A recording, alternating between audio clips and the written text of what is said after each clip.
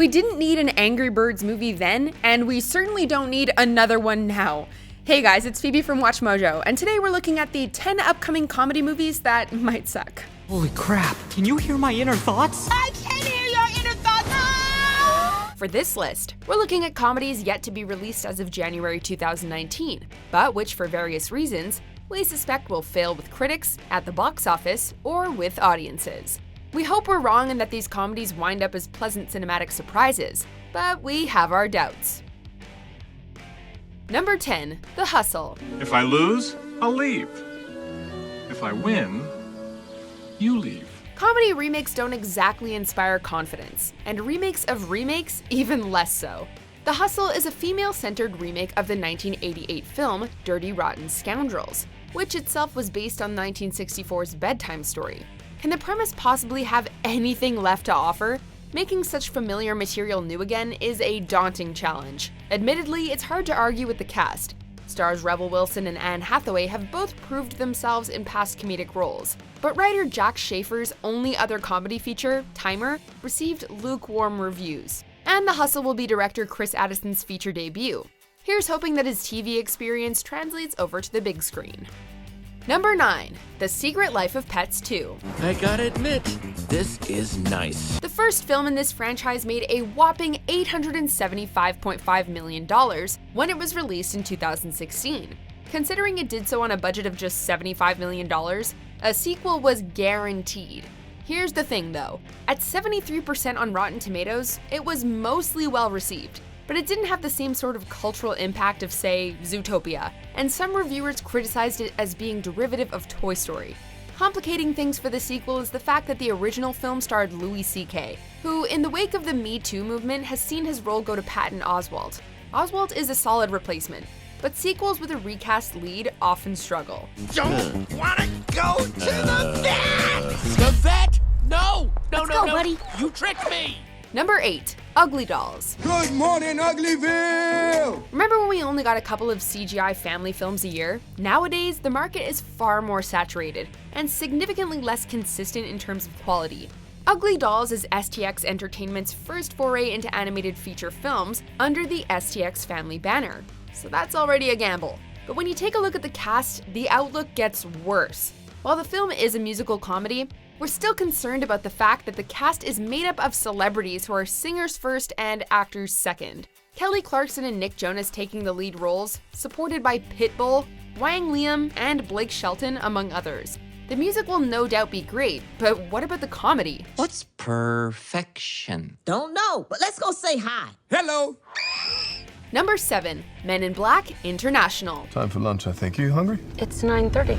Perfect. Tuesday's taco day. Chris Hemsworth and Tessa Thompson have already proven themselves to have solid chemistry, as seen in Thor Ragnarok. We have no doubt that they have what it takes to lead an action comedy together. We're just not sure about this action comedy.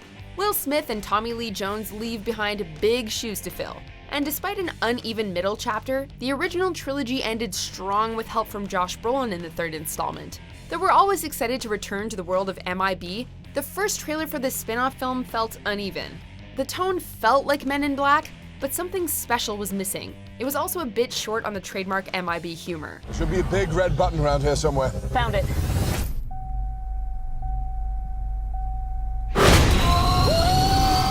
Number 6, Spies in Disguise. Hello, Agent Sterling. Let the beat drop. Will Smith and Tom Holland, those are two solid names to have attached to your film. In the right movie, that's a leading cast with a cross-generation appeal that translates to pure box office gold, especially with Karen Gillan and Rashida Jones in tow. Except this doesn't feel like the sure thing it should be. It worked. Smith's last leading role in an animated feature was 2004's lackluster Shark Tale. The trailer starts off strong, looking like a shot at animated redemption for Smith as secret agent Lance Sterling. Then he turns into a pigeon? That's a seriously wacky turn for the film to take.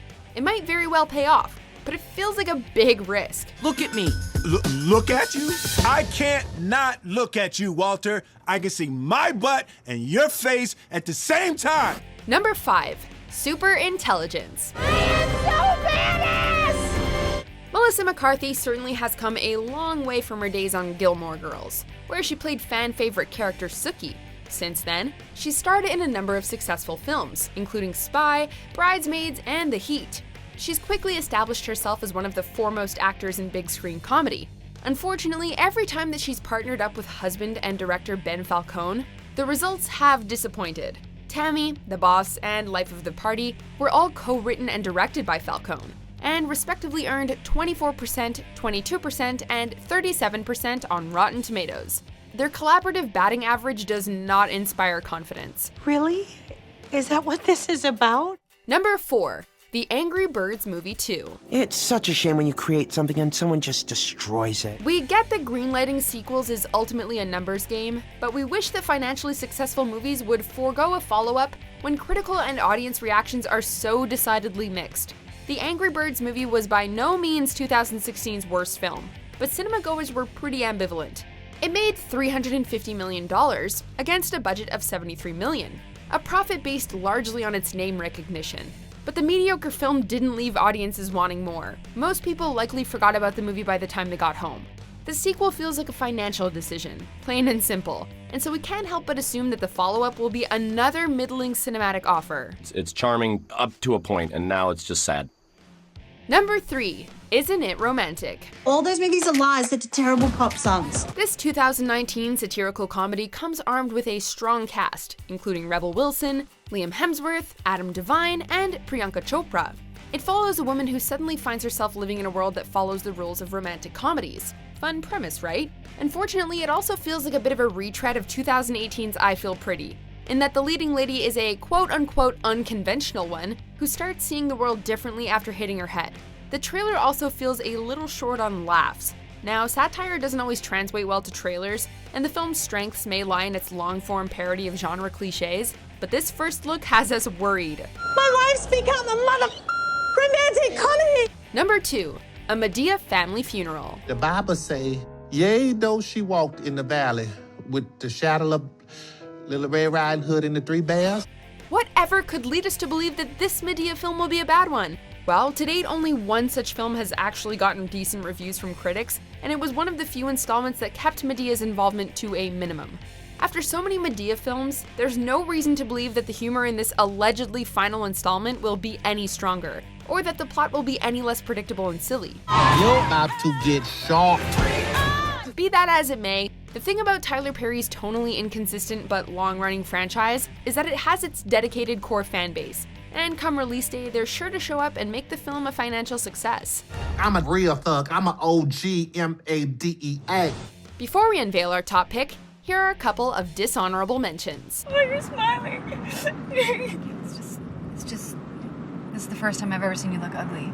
Let me get 3 shots of whiskey with a Coke to chase. Coke Zero, though. I'm watching my figure. Please, sir.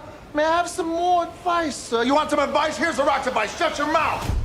Thanks, Dwayne. Number 1. Charlie's Angels. We're gonna embrace everything that came before, and we're gonna keep on keeping on. Elizabeth Banks is a talented actor who, in 2015, proved herself as a director with Pitch Perfect 2. Depending on the project she chooses, Banks could very well become one of the leading female directors in the industry. If she continues to champion strong female casts, she could also be a major agent of change. Unfortunately, we have our doubts about her next film. If anyone's capable of pulling off a Charlie's Angels reboot, it's Banks. But we're not convinced anyone can. The 2011 TV reboot failed, and though it's been nearly 2 decades since, the 2000 film still feels like a part of pop culture. The potential for failure just seems so high. Good morning, angels. Good morning, Charlie. So what do you guys think? Isn't It Romantic destined to be this year's I Feel Pretty? Let us know in the comments. And keep an eye out for me because I have some very strong opinions on the fate of some of these movies. Bye guys.